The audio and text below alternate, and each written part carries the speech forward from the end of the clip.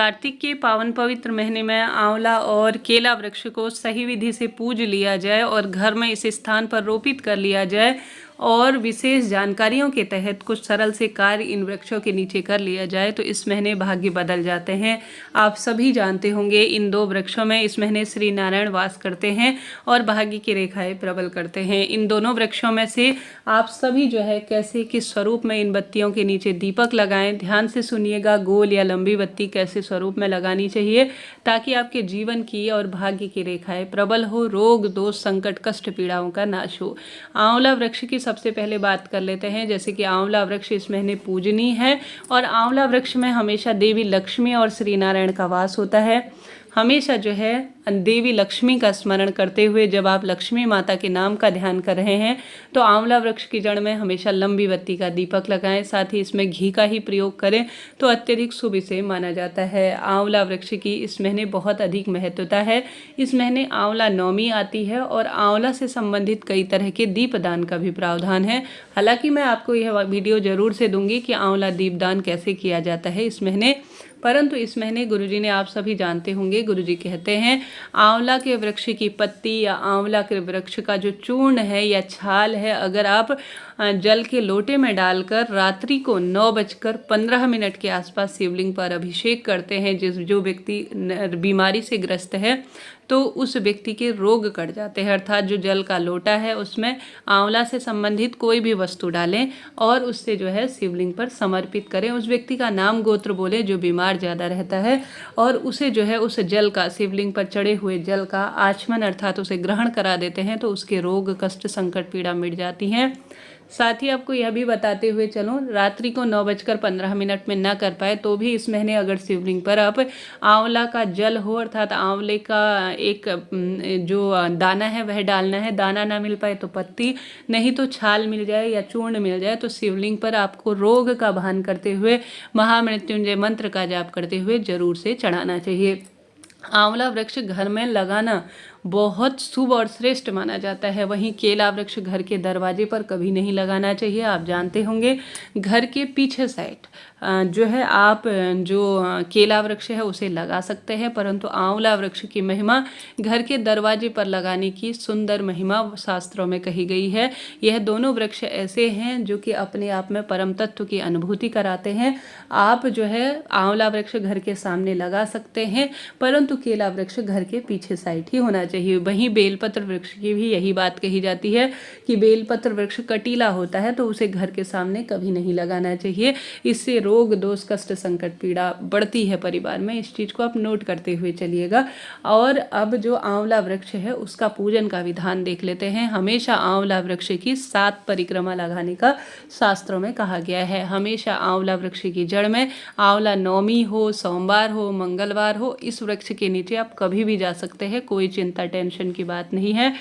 आप सभी को इस वृक्ष की जड़ में कच्चा दूध, अपने वंश में वृद्धि हो, संतान की प्राप्ति हो, रोग दोष कष्ट संकट पीड़ा से मुक्ति हो, धन लक्ष्मी का आगमन मेरे परिवार में हो, ऐसी प्रार्थना करते हुए कच्चा दूध समय समय पर आपको चढ़ाना चाहिए। साथ ही आप सभी को आंवला वृक्ष को माता लक्ष्मी का एक स्वरूप मानकर रोली, चंदन मोली, अक्षत, हल्दी इत्यादि भी इस वृक्ष में समर्पित की जाती है। साथ ही श्री नारायण के स्वरूप में कर रहे हैं तो भी इसका परिणाम अद्भुत मिलता है। आप सभी को यहाँ पर अगर आप श्री नारायण के स्वरूप में पूजन कर रहे हैं तो गोल बत्ती लगाएं। माता लक्ष्मी मेरे धन धान्य में वृद्धि करे इस भावना से कर रहे हैं तो लंबी बत्ती का प्रयोग करें। दीपक का मुख आप पूर्व या उत्तर दिशा की ओर करें, इस बात का ध्यान रखते हुए कार्य कीजिएगा। तो आंवला वृक्ष को आप कभी भी किसी भी स्वरूप में पूजित कर सकते हैं। बस शाम को 5 बजे बाद इस वृक्ष में जल नहीं चढ़ाया जाएगा, नहीं पेड़ की पत्ती जो है तोड़ी जाएगी। दीप दान आप सुबह शाम हमेशा कर सकते हैं, कोई चिंता टेंशन की बात है ही नहीं।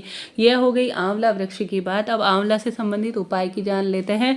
आंवला वृक्ष की पत्तियां इस दिन शिवलिंग पर चढ़ाना बहुत सुखद परिणाम देता है। आंवला वृक्ष को घर लाकर रोपित करना किसी पार्क या किसी मंदिर प्रांगण में रोपित करना धन धान्य और लक्ष्मी संबंधी परेशानियों को दूर करने में सहायक होता है। तो जितना संभव हो इस महीने आंवला वृक्ष का पूजन करें, भाग्य बदल जाएंगे। इसके बाद बात कर लेते हैं श्री नारायण के सुंदर स्वरूप केले वृक्ष की।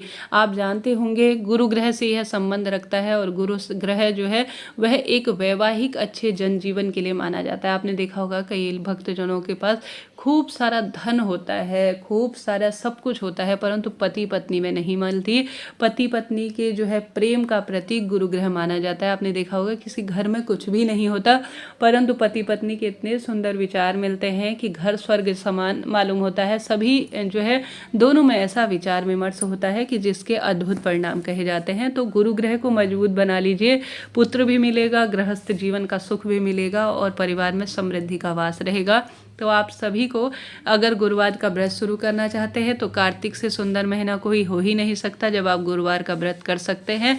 तो आप सभी को जो है इस महीने जो है विशेष दिनों पर केले वृक्ष का पूजन जरूर से करना चाहिए। और गुरुवार का व्रत करना अगर चाह रहे हैं तो इसका विधान पहले से चैनल पर वीडियो है। आप कहेंगे कब कैसे इस व्रत को शुरू करना चाहिए, तो इसका जो वीडियो है वह मैं चैनल में से आपको लिंक के माध्यम से दे दूंगी, आप बताइएगा। तो इस महीने से आप गुरुवार के व्रत शुरू कीजिए। गुरुवार के व्रत बहुत सफल माने जाते हैं और इस महीने जो है आपको कभी भी रविवार के दिन, सोमवार के दिन, एकादशी, पूर्णिमा हमेशा केले वृक्ष का पूजन किया जा सकता है।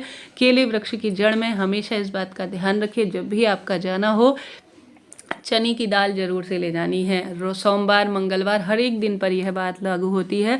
यहाँ पर आपको एक पूजा का प्रसाद का प्लेट लेना है, उसमें चने की दाल, गुड़ का टुकड़ा रखना है, एक चुटकी हल्दी जल के लोटे में डालनी है और कच्चा दूध डालना है। यह चीज़ें पोषण देती हैं, साथ ही वृक्षों के रोग भी मिटाती है। इस कारण से इससे वैवाहिक जीवन सुख संपत्ति से भरता है और साथ ही हमारे जीवन में पनप रहे रोग भी इससे मिट जाते हैं। तो आप सभी को सबसे पहले हमेशा जो भी वृक्ष की पूजा करे या भगवान की पूजा करे, देवतुल्य वृक्षों की पूजा हमेशा पूर्व या उत्तर दिशा की ओर ही मुख करी जाती है।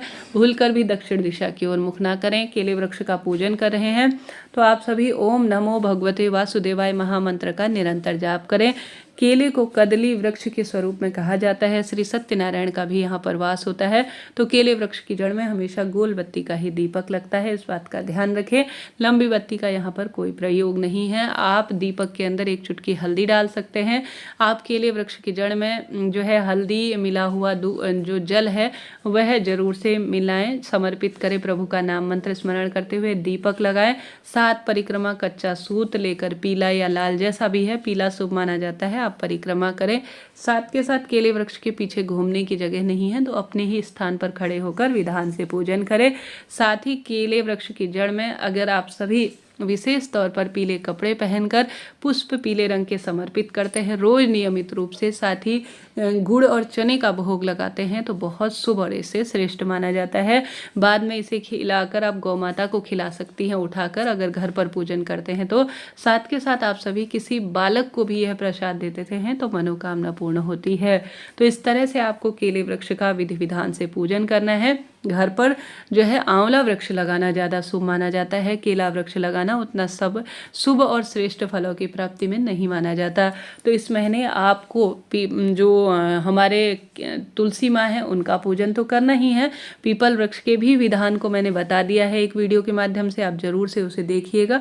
साथ ही इस महीने जो पूजन का सबसे अधिक विधान कहा गया है वह आंवला और केले वृक्ष का कहा है, तो उसका भी आप ज़्यादा से ज़्यादा, रोज आपके पास समय नहीं हो पाता है, सिर्फ तुलसी पूजन का ही समय रहता है तो भी अत्यधिक शुभ है, कोई चिंता टेंशन नहीं। परंतु कभी कभी विशेष दिनों में इन दोनों वृक्षों का आप पूजन जरूर से करें। निश्चित रूप से दुर्भाग्य दूर हो जाएगा, सौभाग्य में वृद्धि होगी, रोग दोष संकट कष्ट जो लंबे समय से आपको परेशान कर रहे हैं उनका निदान होगा। इन वृक्षों के नीचे कहा जाता है, गुरुजी आंवले वृक्ष की तो इतनी सुंदर महिमा कहते हैं, गुरुजी कहते हैं शुक्रवार के दिन अगर आंवला वृक्ष के नीचे कच्चा दूध समर्पित कर दीपक लगाकर आप अगर अपने रोग का भान करते हुए महामृत्युंजय मंत्र का जाप कर लेते हैं, एक माला कम ज़्यादा जितनी भी है, तो आपके रोग भी कट जाते हैं। तो आपको कोशिश करें आंवला और केले वृक्ष की ज़्यादा से ज़्यादा इस महीने उपासना करें। रोग से प्रभावित है तो आंवला वृक्ष के नीचे बैठकर आप श्री सूक्तम या कनक धारा स्रोत का भी पाठ कर सकते हैं। जीवन में धन धान्य लक्ष्मी की कमी नहीं होती। केले वृक्ष की जड़ में आप विष्णु सहस्त्र नाम का या विष्णु चालीसा का पाठ कर सकते हैं। ओम नमो भगवते वासुदेवाय महामंत्र का भी इस महीने जाप करते हैं तो यकीन मानिए दुर्भाग्य सौभाग्य में बदल जाएगा। रोग दोष संकट कष्ट पीड़ा से मुक्ति मिलेगी। पीपल पूजा कैसे की जाती है इस महीने, तुलसी पूजा का क्या विधान है, इस वीडियो को आप जो है चैनल पर प्राप्त कर सकते हैं। कमेंट्स में मैं पिन कर दूंगी, देखिएगा।